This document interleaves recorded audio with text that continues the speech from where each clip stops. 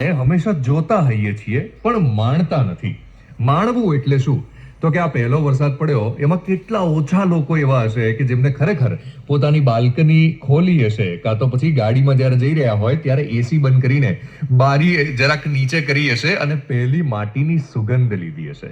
કુદરતનો પણ એક પર્ટિક્યુલર અવાજ હોય, કુદરતમાં પણ એક સુગંધ હોય.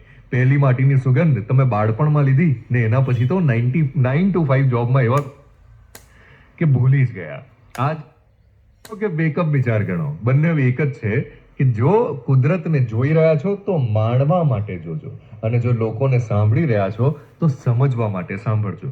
ટેબલ કોન્વર્ઝેશન્સનો પણ એક આનંદ હતો જે આપણે બધા જ હવે મિસ કરી રહ્યા છે. યાદ કરો એ દિવસો કે જ્યારે કોઈ પણ પ્રસંગના વખતે આપણે બધા એકબીજાના જીવનના વિશે જાણવા માટે કે એકબીજાને પ્રશ્નો પૂછતા, એમના જીવનમાં શું ચાલી રહ્યું છે એ જાણવા માટે આપણે એમની સાથે ચર્ચાઓ કરતા. અને હવે ઇન્સ્ટાગ્રામની સ્ટોરીઝ કાં તો